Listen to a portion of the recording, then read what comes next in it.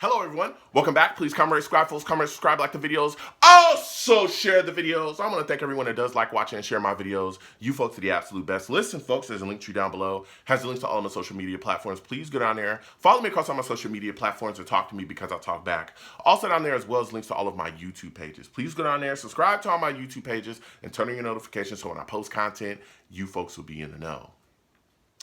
Listen, folks, Friday at 7 p.m. Eastern. Friday at 7 p.m. Eastern, we'll be talking Jets. I'll be live. I take live callers. We'll be discussing it all. So much to talk about with this football team. Call in. I take live callers. I love going back and forth with you folks about this football team.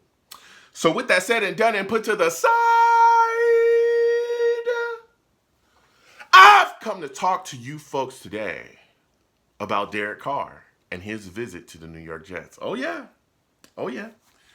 Derek Carr made a visit, and according to all reports and everything, it went really well. It went really well. All right. Now, this was a guy that a lot of people have been talking about. They've been linking him to the New York Jets.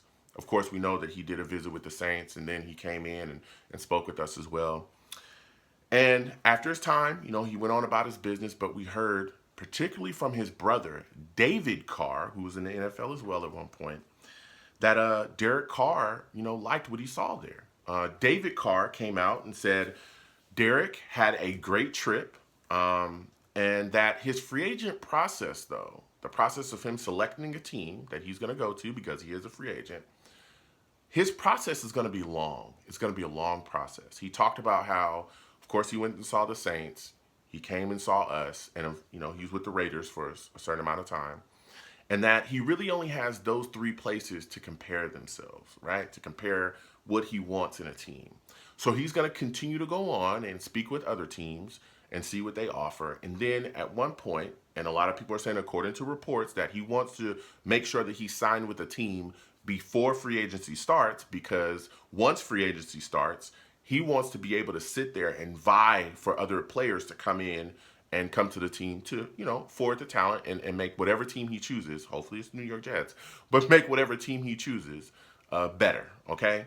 So when you look at that situation, that's something I talked about as well. I didn't think that Derek Carr was going to come in day one and sign with us because he wants to go and speak with other teams. He wants to see what other offensive coordinators are thinking, what offensive setups a lot of these other teams have, what is the staple, what is the look at their front office, how stable is their ownership. He wants to go out there and shop himself. Also, of course, he's going to be asking him, hey, where them dollars at, bruh? Like, how much, would you be willing to spend to bring me here? I'm sure all of that is being talked about. So his process is going to be longer, than just coming in here and moving on. David Carr also said that Derek Carr hit it off with Robert Saleh immediately, and they would love to work together. He also said that he has a relationship with Todd Downing, who is now, on our offensive staff. Of course, Todd Downing was his quarterbacks coach when he was with the Raiders. He also did other things as well within the Raiders, offensive side of the coaching staff there. But while Carr was there and Downing was on the staff, Carr had 3 Pro Bowls with Downing there being on the staff. So, of course, they have a relationship. But the big question that David Carr talked about, Derek having, was just kind of questioning his relationship with the offensive coordinator as far as, Nathaniel Hackett being a play caller, him being the QB, how that will work out. And it's because, of course, he doesn't really have a relationship with Nathaniel Hackett, but that could be built. There's no issues there. Of course, Derek also talked about how they know Robert Saleh. So, of course, he knew that him and Robert Saleh were going to hit it off. So they have a bit of a relationship there as well. So the Jets also, had some things, they were trying to sell themselves to Carr too. And according to reports, the Jets told Derek Carr, listen, if you come here to New York and you win, you could be a Hall of Famer. You could be a first ballot Hall of Famer. That's what they said to him. So, wow. I mean, that's big words. And a lot of people heard that. Of course, we're all hearing these reports coming out about how the Jets, are hot on them or trying to sell themselves and sell the opportunity to come here to the New York Jets and be a part of ascending the franchise and taking us to the next level. And they're going, okay, well, if you think he can be a Hall of Famer, well, just sign him. He should have never left. But that's not up just to the New York Jets to get him signed. It's also up to Derek Carr. Derek Carr has to want to sign on the dotted line, okay? He's going to continue to shop himself. So I'm not kicking the Jets for that. And I've talked about that previously as well because I could see it coming from a mile away that there were going to be people in the fan base and people in the media that were going to try to crush the Jets if Carr went on and started speaking to other teams. That was the plan all along. Okay, that was his plan all along. He's going to continue to look. I don't think he's utilizing the New York Jets for leverage at all. I think that we are a realistic option in his mind, but he again wants to go shop himself and find the best place for him and his family. So it's going to be a bit of time to figure out what's going on with Carr. That still gives us time as well because we're of course Aaron Rodgers, according to all reports, is New York Jets' top want. Right, he's the guy that's definitely leading the charge for us as far as the quarterback look, and again, we'd have to trade for him. But doing our due diligence on Carr, bringing him into the facility is a good look for us, so a good look for him as well. And just being able to see him and being able to interact with him. And another big thing that came out of it as well was the personality clash questions that a lot of people had, and I spoke about this. They said those have been put to rest. Everybody that met him in the facility unanimously was like, yeah, this guy, we can absolutely work with him and bring him in. Now, one of the things is a lot of people still talking about paying Derek Carr. Listen, I have no issues with paying Derek Carr.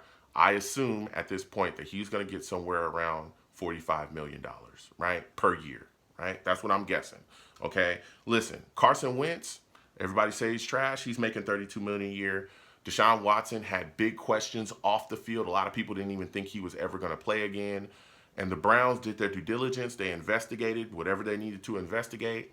They traded multiple first-round picks for him and then paid him off the bat, not knowing if he was going to play, the first year of the contract, the second year of the contract. There was talk that he would be suspended for 3 years at one point, and they didn't give a crap. They made sure to make the move for him. And because they're so quarterback hungry there and they want to win, and they made a move for him and paid him $46 million per year. Even Kirk Cousins, a guy that people don't think is very good, he's getting paid $35 million per year. So paying quarterbacks is what's going on. And again, we're seeing things with Daniel Jones, who wants a tons of money.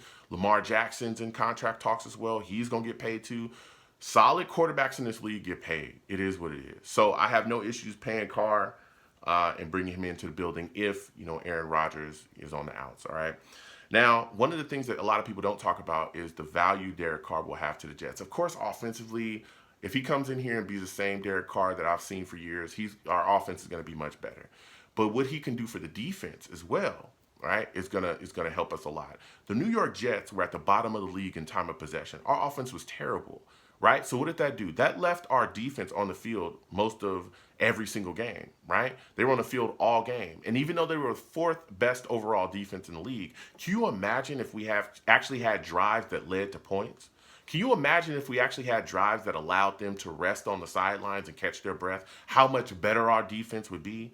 We would crush people. And that's what a quarterback like Derek Carr could do for the New York Jets. So that's a topic or a point that I like to bring up when people think that his effect only impacts the offense. No, great drives and putting things together will help your defense as well, especially, again, if our running game clicks up behind him too, being here, because you have to change your defensive coverages when you deal with this. So listen, comment down below. Let me know what you folks think. How do you folks feel about this situation? Can't wait to go back and forth with you folks. You have a good one. Peace.